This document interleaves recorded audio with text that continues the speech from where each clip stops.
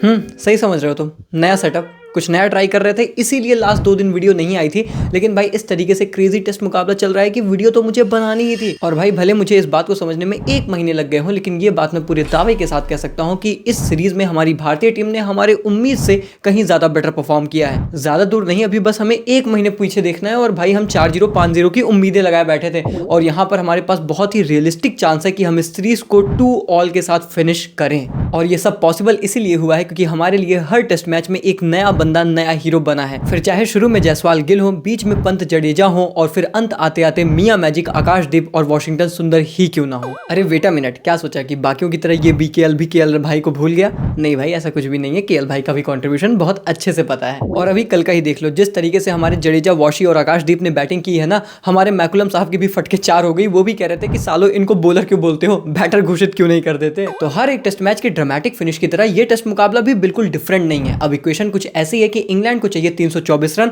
और हमें चाहिए 9 विकेट, या फिर सही बोले तो 8 विकेट इस टेस्ट सीरीज में खुद को प्रूव करने के लिए और ये बताने के लिए कि ये जो नई टीम इंडिया है ये भी लड़ झगड़ सकती है। अब टेक्निकली तो सिराज भाई ने जैक क्रॉली को आउट करके उस 1 विकेट की वजह से हमें इस टेस्ट मुकाबले में डे 4 पर जाते हुए आगे रखा है। पर हमने देखा है कि किस तरीके से इंग्लैंड ने पहले टेस्ट मुकाबले में ही एक ही दिन में 300 प्लस हमारे अगेंस्ट बहुत ही आसानी से चेस कर लिया था। तो आखिर इस टेस्ट मैच का क्या होगा रिजल्ट, चलिए जानते हैं आज के वीडियो। और आकाशदीप को भी नंबर 4 पर आकर इतने सारे रन बनाते हुए देखकर मैं तो एक बात समझ चुका हूं कि भाई अगर तुम्हें अपने टेस्ट क्रिकेट के करियर में ना बैटिंग करते हुए कुछ बड़ा करना है तो नंबर 4 पर ही बैटिंग करो। टीम इंडिया का यह रिकॉर्ड रहा है, जिस बंदे ने नंबर 4 पर बैटिंग की है ना, उसने नई ऊंचाइयां ही छुई हैं। खेल खेलो बिहारी से तो खेलो होशियारी से। Akashdeep certainly came out of syllabus for England, मतलब वो उनकी बॉलिंग के लिए तैयार थे, बैटिंग के लिए तो बिल्कुल तैयार नहीं रहे होंगे। वो सोच रहे थे कि पानीपुरी वाले के अगेंस्ट क्या प्लान बनाना है और इस बंदे ने इनका पूरा ठेला ही पलट दिया। हालांकि वो बात अलग है कि प्लान तो वो जायसवाल के भी खिलाफ नहीं कर पाए और जिस बंदे ने इस टेस्ट सीरीज की शुरुआत एक शतक के साथ की थी, उसने खात्मा भी शतक के साथ किया और 23 साल की उम्र में एक ओपनर के तौर पर 6ठा शतक लगाकर दुनिया में सबसे ज्यादा शतक लगाने वाले खिलाड़ी बन गए हैं। क्या भी चोदू अब नहीं मारेगा पानीपुरी वाले जोक। मुझे याद है कि लास्ट मैच में हमने अभिमन्यु ईश्वरन का रेफरेंस देते हुए कहा था कि जायसवाल भाई अगर आप इसी तरीके से खेलते रहोगे ना तो लोग फिर आपका जो दूसरा करियर है उसको लेकर बातें ज्यादा करने लगेंगे। लेकिन हमारे जायसवाल भाई भी ठहरे थोड़े से होशियार आदमी, कह रहे हैं कि उत्कर्ष भाई टेंशन लेने की बात ही नहीं है, मुझे तो गोरों की बजाने की पुरानी आदत है, फिर चाहे दिन में क्रिकेट मैच हो या फिर रात में, समझ रहे हो। But on a serious note मैं बस इतना कहना चाहूँगा कि बहुत से ऐसे खिलाड़ी आते हैं जिनको हम बहुत जल्दी ये टैग दे देते हैं कि भाई ये बंदा तो जनरेशनल टैलेंट है, ये बंदा तो ये करेगा वो करेगा।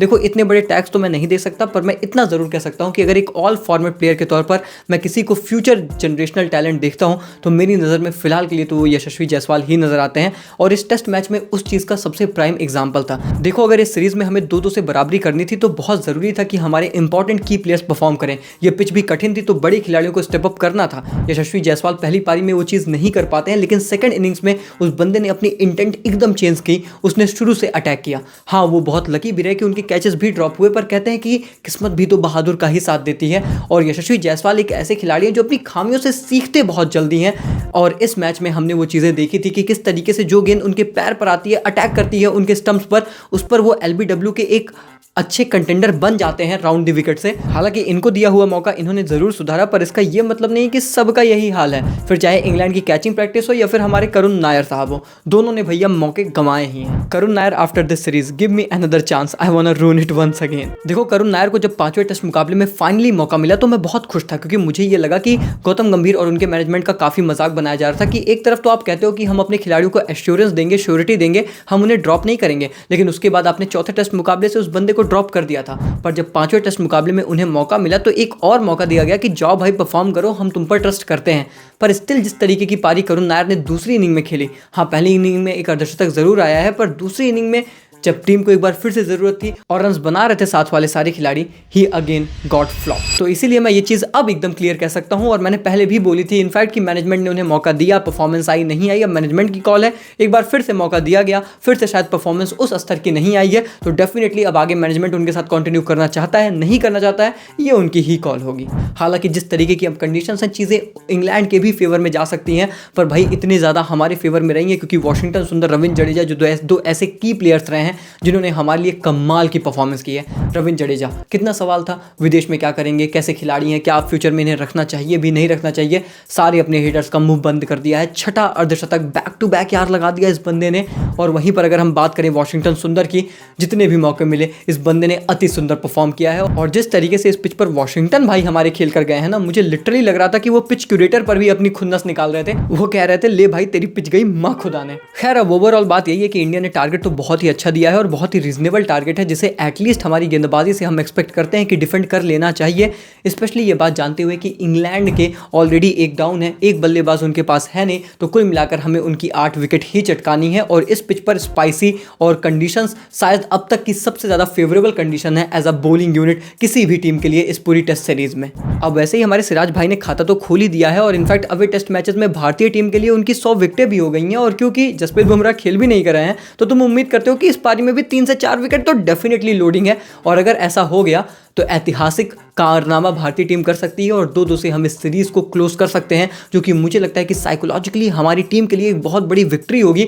और डेफिनेटली इस न्यू एरा के लिए इससे बेहतर शुरुआत हो नहीं सकती, क्योंकि एक्सपेक्टेशन से बहुत ऊपर जाकर हमारी भारतीय टीम डिलीवर करेगी। खैर ये टेस्ट मैच जा रहा है एक और ब्लॉकबस्टर फिनिश की तरफ। बहुत से लोगों का मानना है कि इंडिया इस टेस्ट मैच के लिए फेवरेट्स है, लेकिन मैं तो मामला अभी भी 50-50 ही रख रहा हूं। मैं इंग्लैंड को रूल आउट नहीं करता भाई। मुझे लगता है कि अगर चेस की बात है, आप इंग्लैंड को आखिरी दिन या फिर डे 4 पर देख रहे हो, उनके पास विकेटें हाथ में है, it's gonna be iconic absolute cinema. और इसी सिनेमा के लिए हम तैयार हैं, क्योंकि दोनों टीमें अपने स्ट्रेंथ पर खेलने वाली हैं। इंडिया की स्ट्रेंथ उनकी गेंदबाजी और इंग्लैंड की स्ट्रेंथ उनकी बल्लेबाजी है, और उनके पास बल्लेबाजी डेफिनेटली है। पिच से काफ़ी ज़्यादा मदद है, तो इंडिया के लिए हमारी वो स्ट्रेंथ बन जाती है। अब देखना है कि भाई क्या होगा, जो भी होगा आइकॉनिक होगा। क्या लगता है आपको इस टेस्ट मैच का क्या रिजल्ट आने वाला है? एक बार फिर से मुझे कमेंट्स में बताइए। वीडियो को लाइक करिए, चैनल को कर दिए सब्सक्राइब। मिलते हैं, take care, goodbye, thank you so much.